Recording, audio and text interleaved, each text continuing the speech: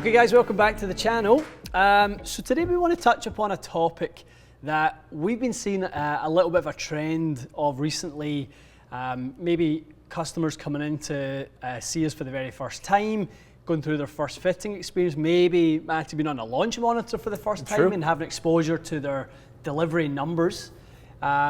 We have seen at times a little bit of a sort of trend that the swing that they bring, or the customer brings with an iron, they actually bring the exact same swing to a driver. Yeah. And sometimes opposite, the same swing with a driver they bring to an iron. Definitely. And functionally, that doesn't work. Well, it's just two different things going on. You've got one where the ball's on the ground, you got lots of loft. Yeah. Another one, the ball's teed up a few inches in the air, you got very little loft. I mean, we've all played with the guy who cannot hit his driver, only hits a long iron, and hits the long iron quite well. Yeah. But he's giving up 50 yards off the tee.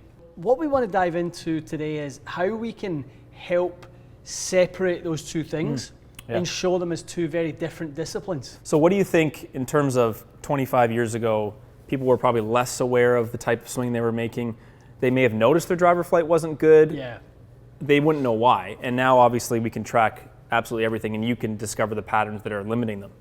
When the golf ball evolved, when drivers became bigger, when shafts became longer, the need to swing it differently was apparent.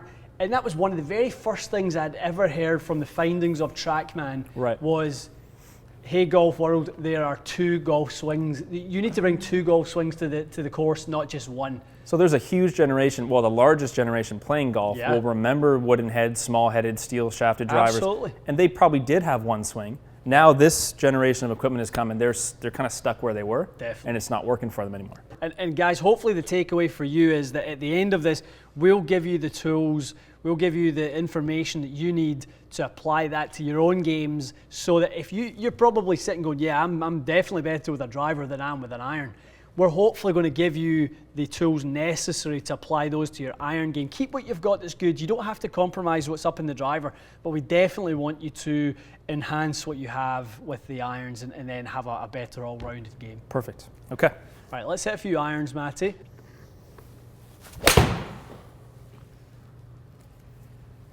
That's a goodie. That's really nice.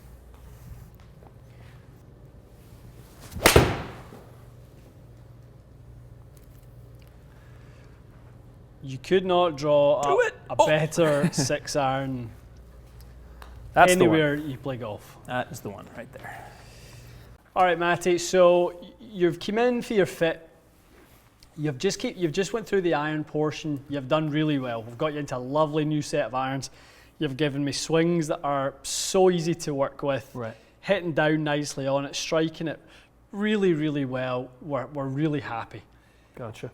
At this point, we go, okay, Matt, we've seen the irons, let's bookend, go up to the driver, and then we'll fill the gaps in between. And what we're going to see from you this time is that you don't sort of associate different swing. You're going to present me with something very similar with the driver, okay? All right.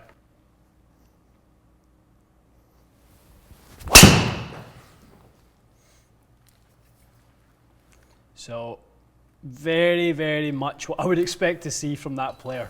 You know, bullets. Screamers? Steep bullets. Love pretty that. Low launch, high spin. Distance robbery? Distance robbery.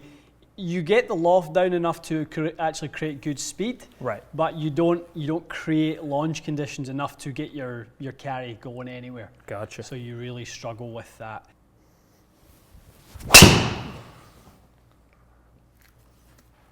It's really good. Really good.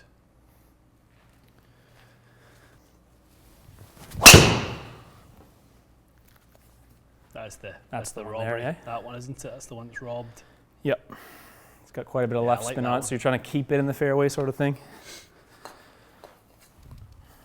All right, Matty boy, lovely representation of exactly what we're talking about here. So, as we said, the iron swing, lovely delivery, little steep, fairly neutral on the path, all good. Launch and spin was perfect on the ball data. Really happy with those numbers. On the delivery on the driver though, you carry the sort of same somewhat steep angle of attack. Yeah, so we're gonna flip this around now. We're gonna look at the driver, or the player who hits the driver particularly well. Yes. Very shallow. See this a lot. This is very, very common. Players who hit up maybe 4 or 5 degrees on the driver and really struggle to take a divot on the irons. Right. Really struggle with that. So strong driver player and weak iron player, basically.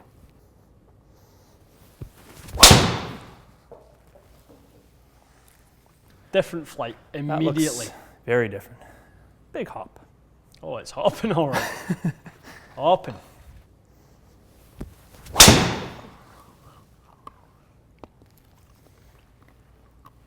Very nice.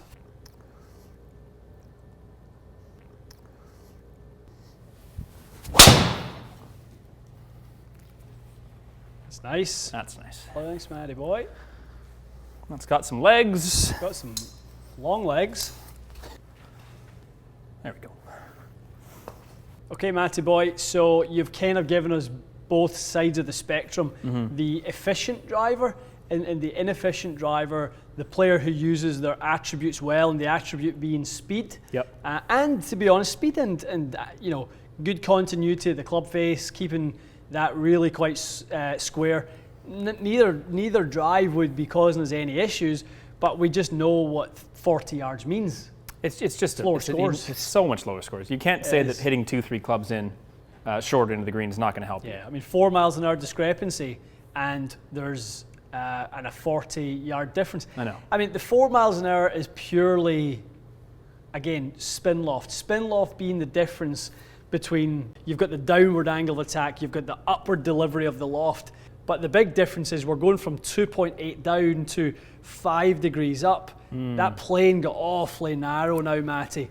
So when you're saying there's more compression More going compression. on. The golf ball receives more energy as a result of narrowing the window between loft and angle attack. I've not heard you say that before. Right, so that's the big difference. The messaging into the golf ball. It's where Bryson's getting so much of his speed right now. It's a good point. You know, he's hitting up on it with a 5.5 degree driver. His spin loft window is so narrow, but he has the speed to carry it off, as you do, because you create so much output.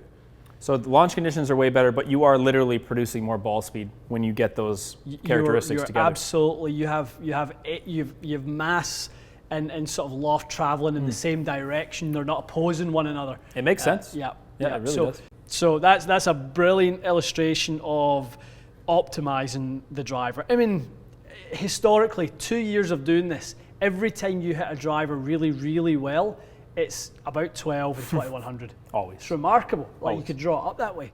Somebody who's in here hitting up and at 5 and they're 2.6 from the inside, those are really premium delivery characteristics. If I could draw them up for somebody to go out and become a real good driver of the golf ball, I'd be telling them, go do that. Yeah, we're talking distance and accuracy also, right? Everything, everything. Because that's one thing we noticed from the dispersion circle. I mean, hitting down on it, spinning it, there was a wide range because you were either going to pull it or you're going to push fade it, or you may perfectly time one to go straight. Without a doubt. But it's a wider circle.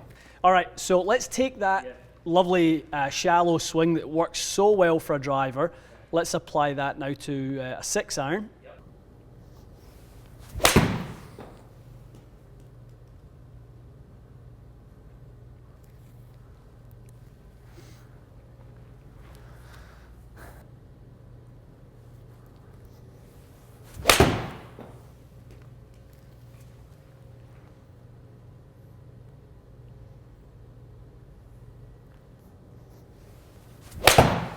So good. Turf behind the ball, right? Like little interaction that you don't want. Okay, Matty boy, so we looked over the value of the driver swing, hitting up versus hitting down, what we lose. And I think you've shown a great illustration as to what someone would experience with the opposite. In an iron swing, here's an iron that is, from a delivery standpoint, super efficient. Hitting down nicely, getting good efficiency out of your speed, delivering great amount of loft. All things are good, and what that leads to is a lovely little dispersion circle. Lots of consistency, no surprises. You can't say the same for the player who's shallow. Right. So the same speed applied, The shallow player who tends to be hitting a lot of the back foot, who tends to be a little bit from the inside, club kind of getting a little stuck behind them, and they apply an awful lot of loft. So they're kind of just punting the ball up into the air. Greenkeeper's dream, don't take a divot. That's true, yeah. They love a nice little fluffed up lie in the rough or something like that. Good point. Ball sitting up like a coconut, they can just pick it clean off the top. They love that. You know, getting in tight links turf, they're not a fan of that. You play with a lot of people that go, I'm nervous off the fairway. Definitely. And this is basically why. That's exactly. I mean, you could see the reason for the discrepancy on some of those shots was mostly because you were kind of scraping them. Your low point, when your angle of attack, Matty, is so close to the ball, which it is when you're only 1.4 down, the lowest point where the club bottoms out is literally at the golf ball. So when you look at all four of them together, you're wasting 34 yards in the air with the driver and 13, so a full club with the irons, and more than 10% of your distance with the driver. Yeah. That's no joke. It's an accumulative loss, isn't it? That's going to be significant. And obviously the accuracy part as well is huge. And you can't understate that either, can you? Longer and better collection areas. Definitely. As good as it gets. Good. Okay, guys. Well, hopefully that's given you a little bit of food for thought in terms of how to optimize your game a little bit and sort of how to. Some of the ways in which we can get ball position plays its part. You know, angles and sort of a little bit more tilt with the driver. We always talk about that. That helps you hit up on it more. You know, making sure that you kind of keep your weight on your backside a little bit more. With the irons, making sure that you are transferring your weight into your lead side gets the club moving down a little bit more. So there is the need for those two golf swings. Absolutely. Yeah, it's kind of, they're a bit of a game of opposites. On the tee, you're looking to launch the ball up, let the club travel up. Yeah. When the ball's on the ground, you're in fact actually looking to send the club into the ground. Absolutely. To advance the ball in the air. Exactly. Nice. Good. Right. Okay, guys. Hope that kind of helps a little bit explain maybe why you're struggling with one part of the game but thriving in another, and gives you something to take to the practice tee this week or in the next couple of weeks, and something that'll help give you a better overall game. Okay. All right, guys. Thanks so much for watching. We'll see you again soon.